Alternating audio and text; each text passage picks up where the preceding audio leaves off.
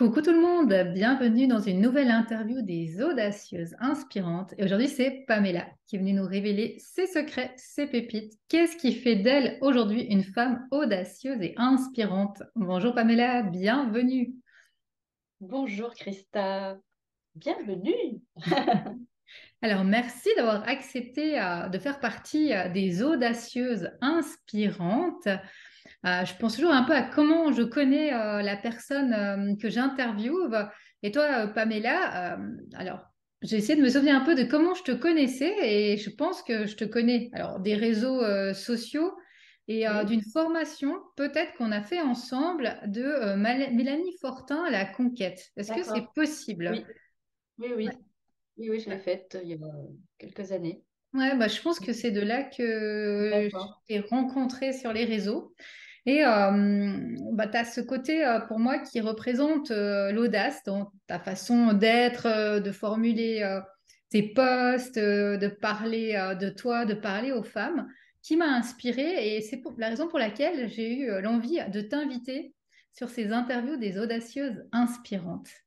Alors, tu te définis, toi, Pamela, comme une mentor pour les femmes entrepreneurs badass. Donc, moi, j'ai envie de te Oui. demander tout de suite en début d'interview, qu'est-ce que ça veut dire une entrepreneur badass? Alors, une entrepreneur badass, c'est vraiment une entrepreneur qui ose. Donc, tu parles d'audace, tu vois, qui ose dépasser ses peurs, qui ose aller vraiment de l'avant. C'est-à-dire, si elle a du mal à se mettre en avant sur ses réseaux sociaux, eh ben, elle va le faire quand même. Elle va prendre sa place. Il y a vraiment une idée de prendre sa place, prendre Mm. sa position, assumer que quand tu deviens une entrepreneur, tu te transformes en une leader. Tu es Mhm. là pour véhiculer ton message et faire avancer, te faire avancer toi-même parce que c'est vraiment une réelle avancée personnelle et que tu fais avancer une communauté. Tu prends vraiment ta place, tu assumes qui tu es, ton ombre, ta lumière.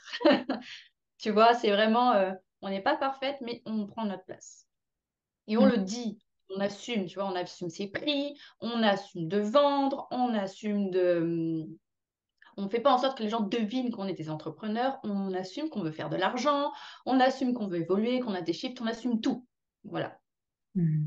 Ouais, et ça, c'est tout un chemin hein, de Oui, l'entrepreneur que cette visibilité, cette incarnation de leadership, de posture, de positionnement qui n'est oui, pas facile. Hein. Je le dis souvent, mais on n'est pas NAIT, on n'est pas entrepreneur. Hein. Ça tombe pas comme ça du ciel. Ah ben, je vais devenir entrepreneur, mais c'est vraiment toute une question d'incarnation, de posture à prendre que tu définis là dans ce mot badass et qui représente bien oui, justement cette posture de l'entrepreneur.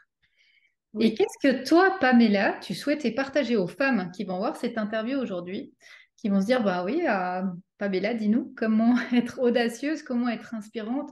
Qu'est-ce que tu as envie de partager à ces femmes qui vont t'écouter aujourd'hui pour les inspirer à leur tour?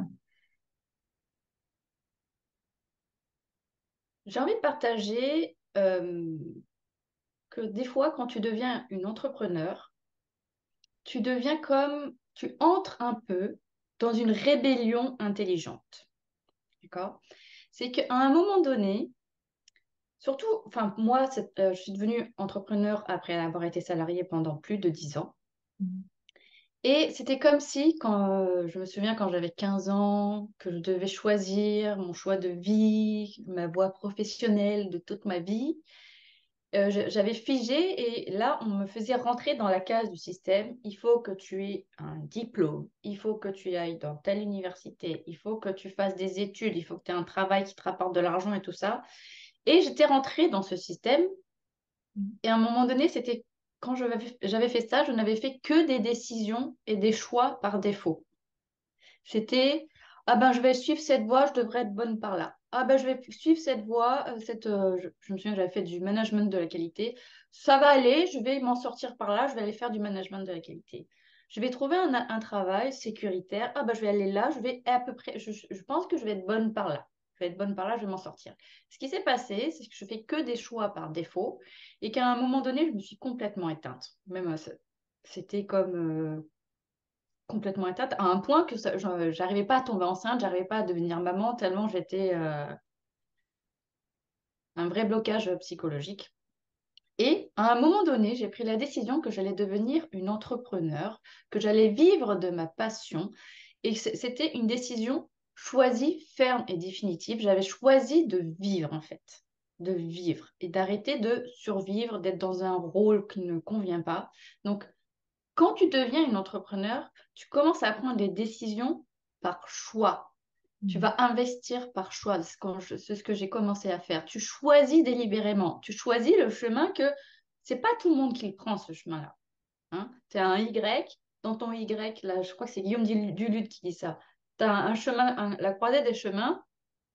Soit tu prends le chemin que tu prends d'habitude et puis tout le monde te dit c'est normal, tu prends ce chemin-là. Soit tu prends l'autre chemin pas grand monde prend, pas où il n'y a pas forcément ta famille qui va te féliciter de prendre ce chemin-là, mais tu continues de faire des décisions qui te correspondent au plus profond de toi, peu importe ce qu'il arrive.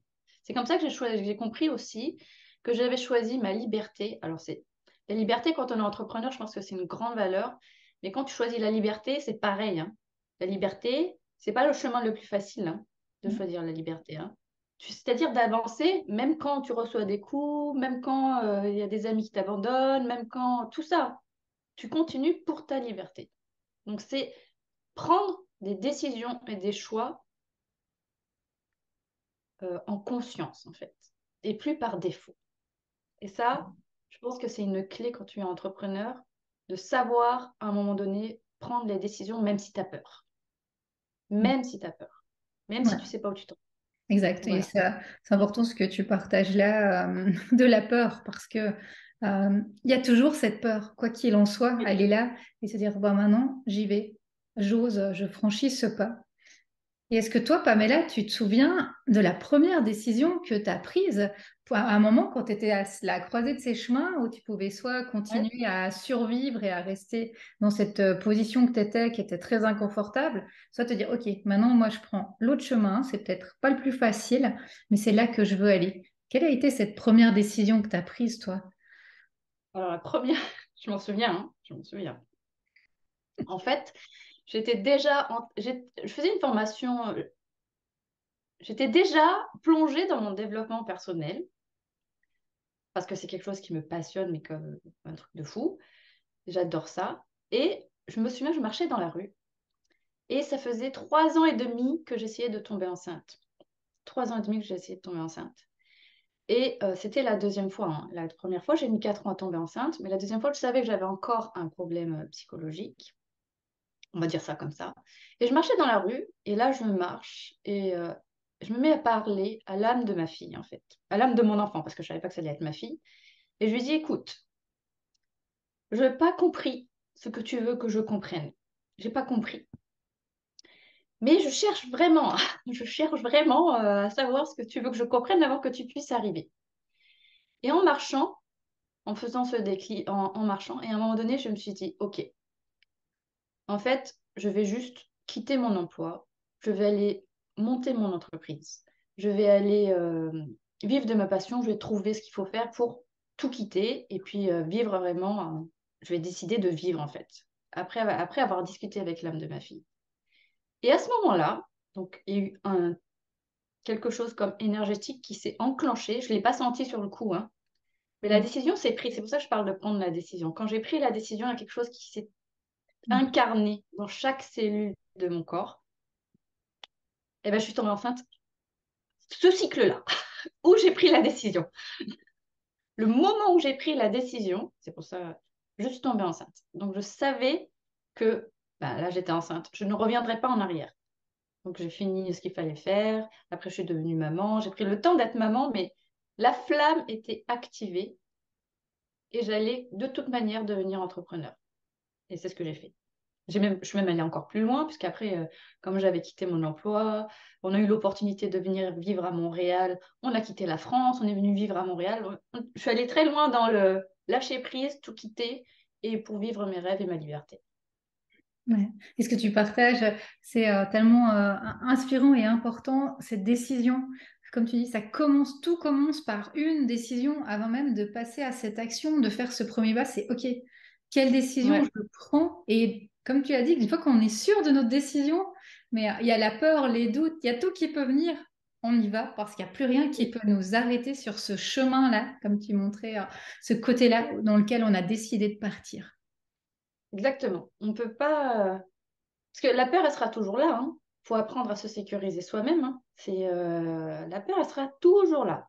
Est-ce que je fais un bon investissement? Parce que la peur, elle se décale en fait dans tes décisions. Un coup, c'est une décision qui change toute ta vie, puis après, ça va être une décision plus ou moins importante, décision financière, décision par exemple, à qui je m'adresse, sur quel réseau et tout ça. Mais de toute façon, tu as tout le temps peur. Donc, bah, tu avances.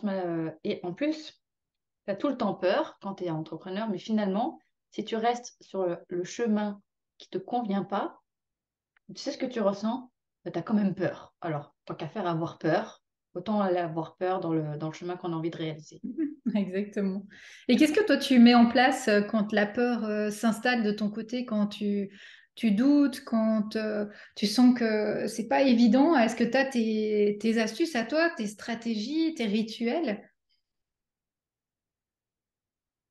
Bah, c'est apprendre à... bon, c'est un travail constant, je pense, d'apprendre à se connaître déjà. D'apprendre à se connaître. Donc, je pense que c'est vraiment un travail constant parce que tu peux vite te laisser embarquer par ton inconscient qui veut pas que tu avances, alors que ton conscient veut que tu avances et tu te fais une lutte contre toi-même, tu t'en rends même pas compte. Donc, il y a un travail de... Moi, je sais que je fais du journaling, mais je vais aussi me connecter à mon corps pour évacuer les émotions que je n'ai pas sorties, parce que des fois, on ne peut pas sortir toutes nos émotions. Et je sais que si je suis trop dans l'émotion, je ne vais pas prendre de décision. Je vais faire des exercices. Je vais faire du shaking, par exemple. Du shaking pour sortir toutes les émotions. C'est un outil où tu te connectes à ton corps et tu le secoues, en fait, pour sortir toutes tes émotions. C'est vraiment un outil très puissant que des fois, si tu sais pas, t'attends pas au résultat, c'est très étonnant. Et j'essaye de revenir à un état neutre pour prendre mes décisions. Je les prendrai jamais sous le coup de l'émotion. Même sous une émotion joyeuse, hein, attention, hein.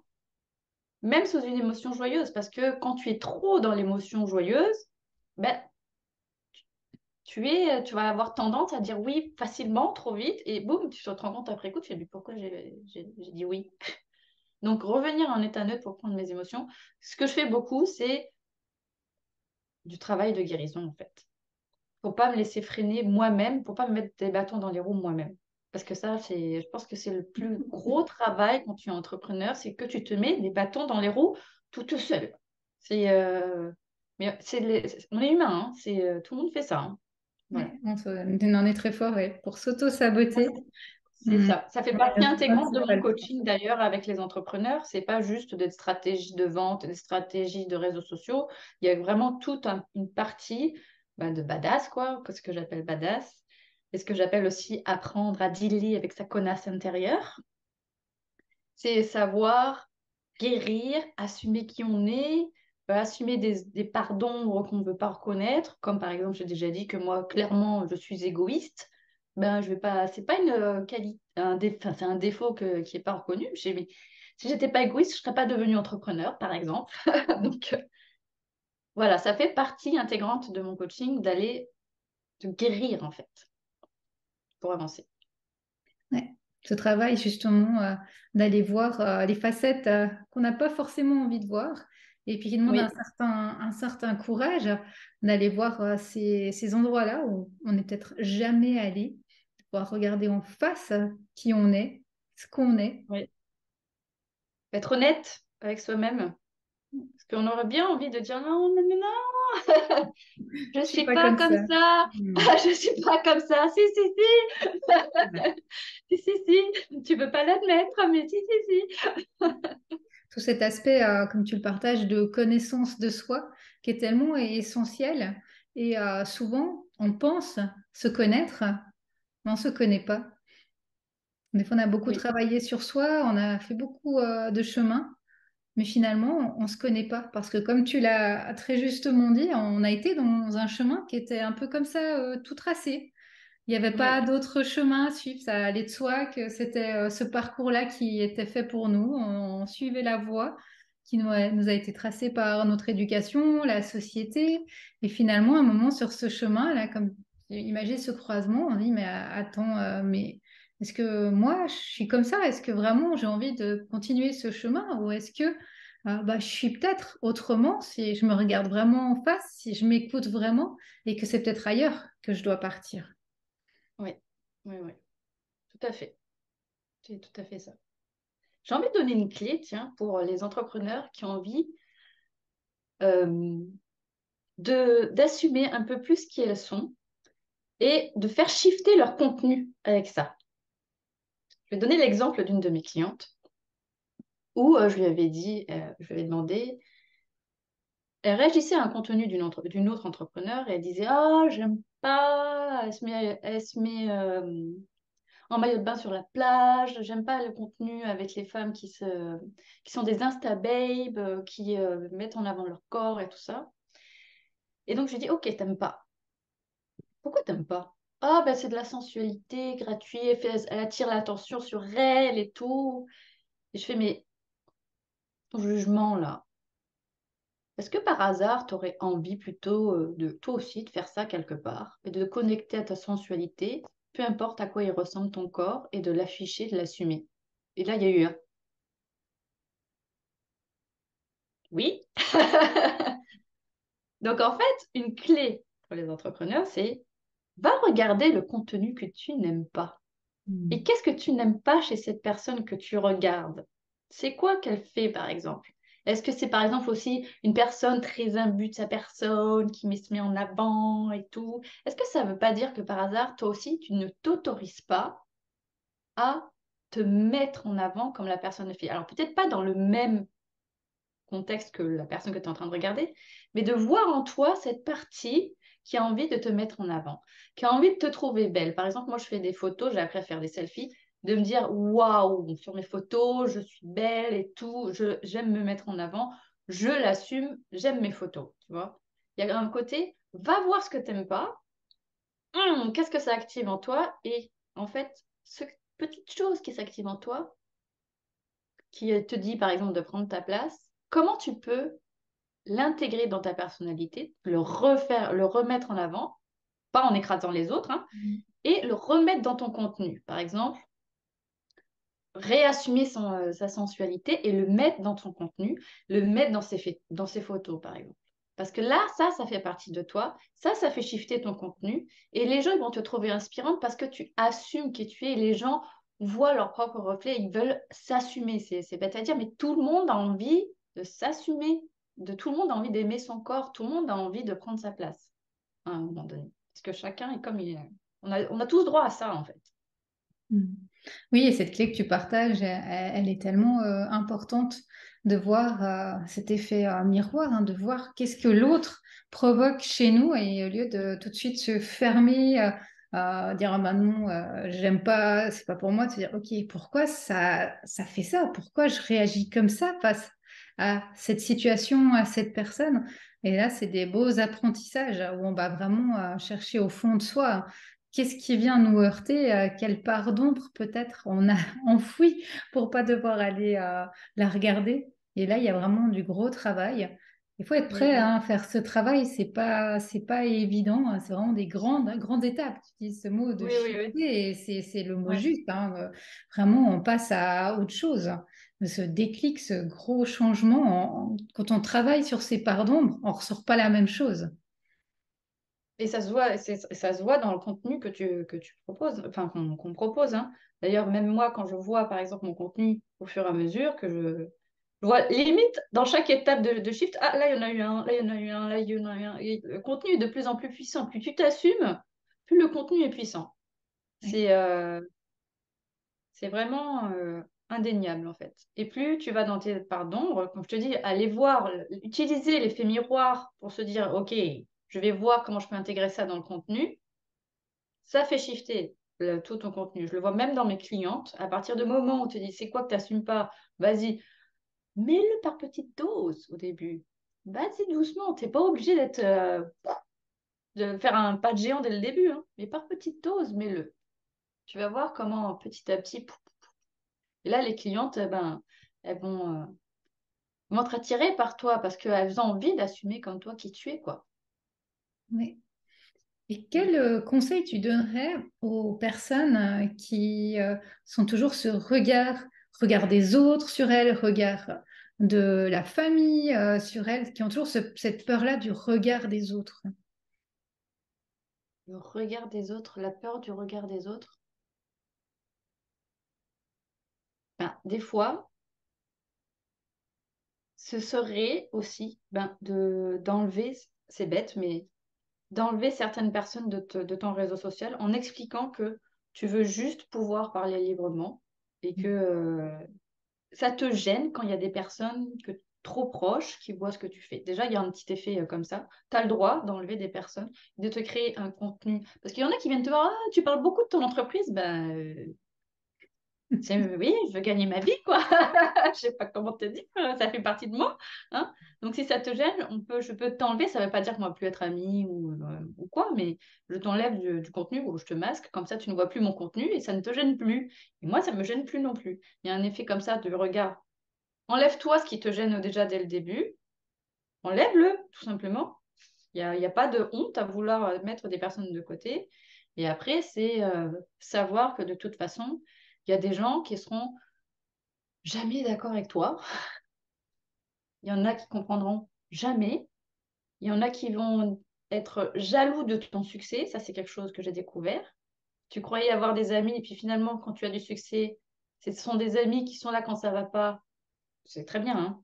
Mais quand tu as du succès, c'est des amis qui n'arrivent pas à gérer leurs propres émotions par rapport au fait que tu as du succès. Donc ça va pas. Donc c'est intégrer qu'à un moment donné, toi, tu changes et que les gens ne changent pas au même rythme que toi.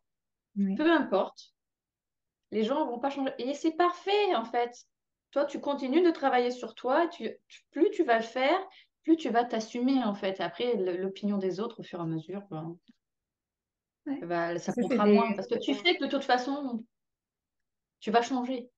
exactement. Et ça, c'est des grandes étapes. Donc, tu parlais avant de shift. C'est ça, quand on commence Ouais. à travailler sur soi, on change. On change. Les Et autres oui. ne changent pas. Et à un moment, on n'est plus sur moi, je dis la même longueur d'onde, mais on vibre Ouais. plus sur la même fréquence. Et Ouais. ça ne matche plus, alors qu'avant, ça fonctionnait. Et puis de se dire que ça fait partie de ce chemin. On Ouais. peut pas plaire à tout le monde. Et heureusement même, on ne complaît pas à tout le monde, hein. On est tous différents. Et sur cette évaluation-là, c'est essentiel. Et tu partageais pour les réseaux, je pense que tu as tout à fait raison aussi de dire que mes personnes nous obligent à suivre quiconque et personne n'est obligé à nous suivre non plus. Comme tu le dis, Exactement. si ça plaît pas, ben on passe son chemin. Et c'est normal. Si on n'est pas entrepreneur et qu'on suit un entrepreneur qui donne des conseils d'entrepreneuriat, c'est mon quand on se dit, ben, je suis pas Ben, intéressée, je suis pas touchée, bah ça n'a oui. rien à voir avec l'entrepreneur lui-même ou la personne, Ouais. c'est que le sujet ne nous intéresse pas et on passe à autre chose ou on quitte la page ou la personne, effectivement. Simplement. Ouais. Tout simplement. Ouais, je pense que c'est des grandes étapes d'incarnation, justement, de qui on est, de se dire, ben, je peux pas plaire à tout le monde. Et des personnes de mon entourage qui peuvent être des amis, de la famille, ce que je vais faire, ça va peut-être pas leur plaire. C'est pas envers ma personne qu'on vient Ouais. juger, mais c'est mon contenu parce que ces personnes-là ne sont pas mon client de cœur, mon client Idéal. idéal, hein. Oui, oui, oui. C'est pour ça que je pense une des premières étapes, je sais qu'au début, quand on est entrepreneur, qu'on commence à changer tout le contenu, qu'on commence à s'afficher, qu'on commence à faire des choses, des fois, juste mettre de côté, prévenir sa famille et dire que je veux juste. Les réseaux sociaux, c'est les réseaux sociaux. La vie dans la réalité avec la famille, c'est la vie dans la réalité avec la famille. Juste mettre les gens un peu plus de côté. Moi, je sais que ce n'est pas quelque chose que j'ai fait, mais si, en fait, il y a une partie de ma famille que j'ai tout. Mais c'est parce que j'ai coupé les liens aussi avec la famille. Avec la famille. Mais c'est quelque chose, si ça peut te permettre de te sentir plus à l'aise pour être plus toi-même, tu verras que c'est juste une étape parce qu'après, même si ta famille te suit ou d'autres personnes te suivent et qui ne sont pas entrepreneurs ou quoi, par exemple, ça te gênera plus. C'est juste peut-être une étape avant un shift pour s'assumer encore plus. Ouais, exactement, une Mm. étape comme ça d'inconfort à Mm. passer. Ouais. Bon, merci à Pamela pour ces partages, ces clés que tu nous as données aujourd'hui par rapport à cette incarnation. C'est vraiment ça que tu nous as partagé. Oser être Oui. soi, pleinement soi, incarner qui l'on est. parler de qui l'on est, se montrer tel que l'on est et choisir ce chemin qui nous est unique, même si il correspond pas au chemin de la majorité. J'appelle ça le club des 5%, mais c'est vraiment ça, le 5% de la société vit la vie qui leur correspond. Sous-entendu que le Ah, je 95% savais des pas. gens autour de nous ne vivent pas la vie qui leur correspond. Donc on est forcément entouré d'une grande majorité de personnes à qui ce qu'on va faire va heurter, va déplaire, va interroger, mais n'est pas la norme. Je savais pas que c'était que 5% d'ailleurs. Parce Mm. qu'après, je trouve que quand on plonge là-dedans, on change notre entourage, hein. On change Mm. notre entourage, on ne fait que être entouré de personnes. C'est une des clés pour moi pour réussir d'ailleurs, hein. C'est de s'entourer des personnes qui nous ressemblent, qui sont optimistes et qui ont des rêves aussi à réaliser comme nous pour qu'on se propulse un peu tous ensemble. Et c'est pour ça que quand tu me dis 5%, je fais ah, c'est vrai que ça fait pas beaucoup, Mm. hein. Quand tu Effectivement. plonges dedans, tu rencontres plus que des personnes comme ça, mais tu es dans le 5%. Oui, exactement. Exactement. Ouais. Merci Pamela, belle suite. Avec grand Les personnes plaisir. qui ne te connaissent pas pourront aller te trouver dans les liens. Il y aura tous tes liens sous Super. la vidéo, te découvrir ce que tu proposes sur les réseaux. À bientôt. Super. Merci. À bientôt. Merci beaucoup. Bye.